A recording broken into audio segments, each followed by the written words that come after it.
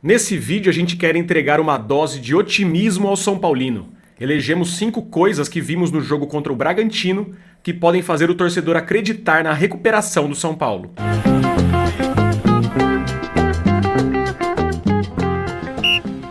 Olha, a gente vai falar então das 5 coisas. Essa é a Celeste.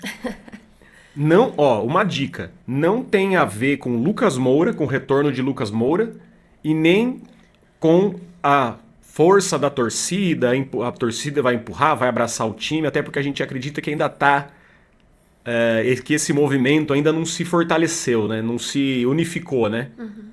Então, antes da gente falar quais são essas 5 coisas para o São Paulino acreditar na recuperação e principalmente se livrar do rebaixamento esse ano, antes disso, a gente já pede o like e pede a inscrição.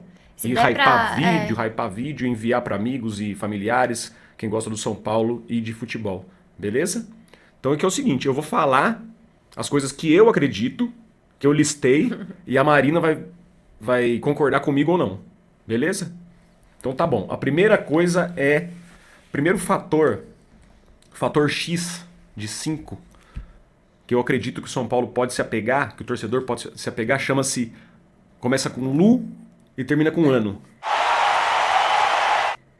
Luciano, que deu 2 assistências contra o Bragantino. Você concorda comigo? Concordo completamente. Concordo completamente. Eu sei que as pessoas têm reservas aí com o Luciano, mas com todo respeito, eu não concordo. Acho que é um jogador que desde o primeiro jogo que chegou no São Paulo, não sei se vocês lembram, eu sempre gosto de falar isso, foi um jogo contra o Bahia, o São Paulo estava perdendo de 1-0 e o Rossi, aquele jogador atacante, depois jogou no Vasco e tudo, fez o gol e comemorou fazendo aquele coice assim pra trás, raspando o pé no chão. O Luciano entrou no jogo, fez o gol, comemorou igual, fez assim pra ele e já demonstra, ele é muito sanguíneo. Ontem, o Crespo, isso aí é o primeiro jogo, tirando que ele tem 95 gols pelo São Paulo. Sim, tá quase centenária a Sabe, marca dele. você pode falar o que for, ele já fez gol em final, ele já fez gol em mata-mata de todas as competições, ele ajuda muito o São Paulo, não só com gol, mas com assistência. Ah, mas ele toma cartão besta. Cara, é um pouco do ônus de você ter um jogador muito sanguíneo. Ou vocês preferem jogador, blasé, jogador que não tá nem aí, jogador sem sangue? Eu prefiro o tipo de jogador que é o Luciano. Acho que ele tem sim boa técnica, acho que ele se apresenta bastante, ele não se esconde do jogo, não se esconde de entrevista como certos jogadores aí, né? Que sabem que a diretoria é um lixo e mesmo assim ficam omissos. Acho que o Luciano, ele não peca pela omissão, certo? E ontem contra o Bragantino, pra mim ele fez um jogaço. Ele deu 2 assistências, a segunda assistência é uma assistência de puxeta.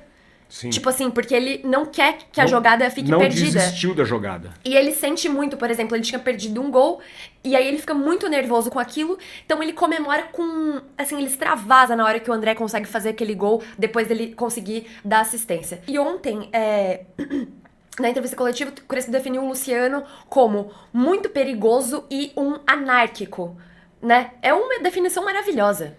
Né? Sim, Assim, no sentido que ele é um jogador inconformado. De fato, ele não respeita tanto ali, eu acho, as posições. E ele tem esse componente de inconformismo dentro de campo.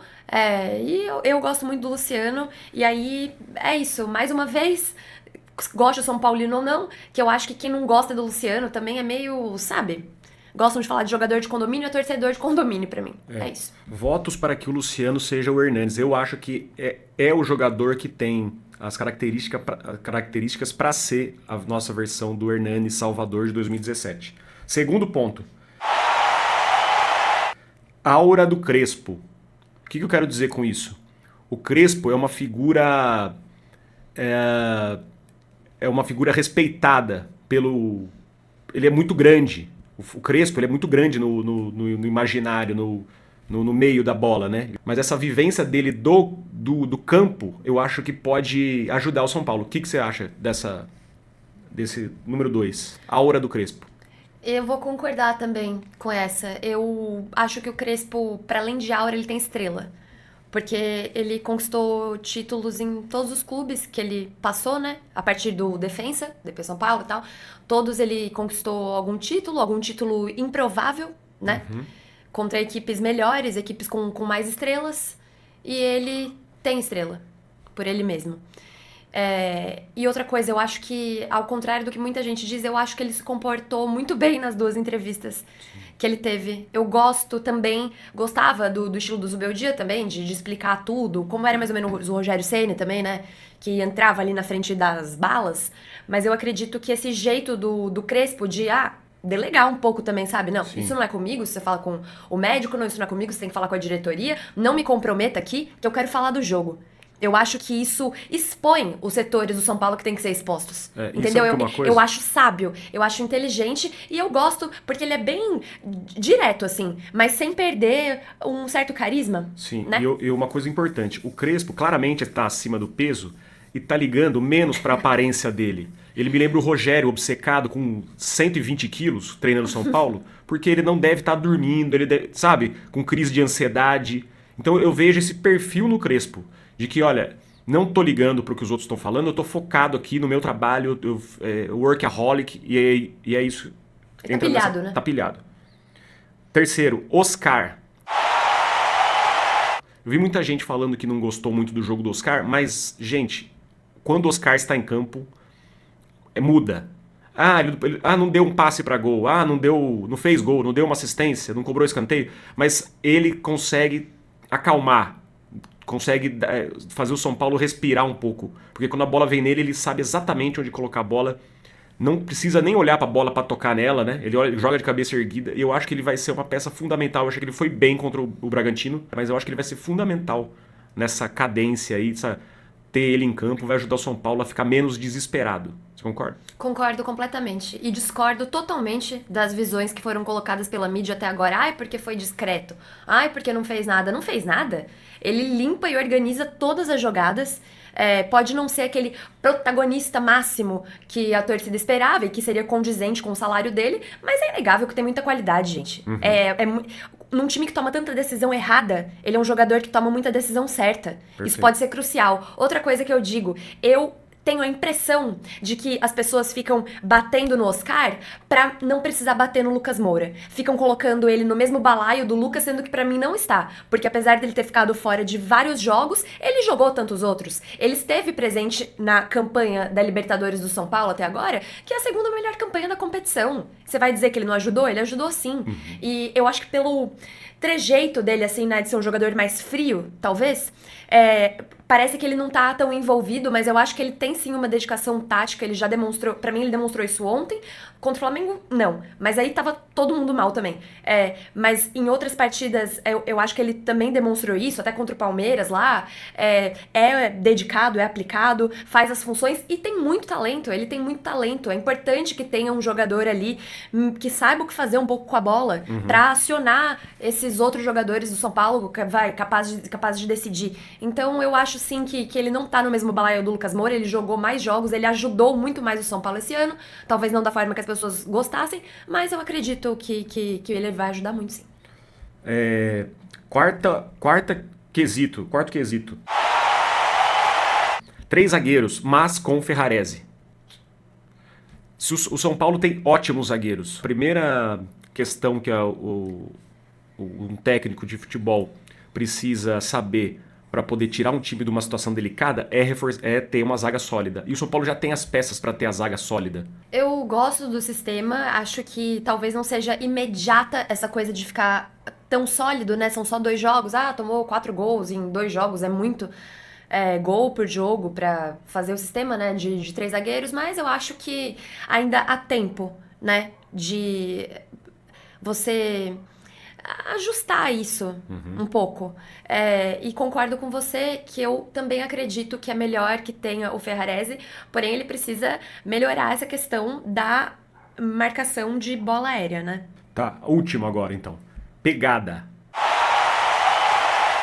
O São Paulo demonstrou nos primeiros 35 minutos do jogo contra o Bragantino uma marcação muito forte, muito forte. E é nisso que a gente tem que se apoiar, que o Crespo vai implementar, porque, como ele mesmo disse, primeiro você estabelece essa cultura, né?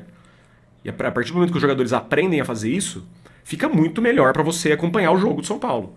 Pode até perder, pode até empatar, mas quando você tem essa pegada, a probabilidade é menor. de você sofrer. E o São Paulo caçou, os primeiros 45 minutos, caçou o time do Bragantino o campo inteiro.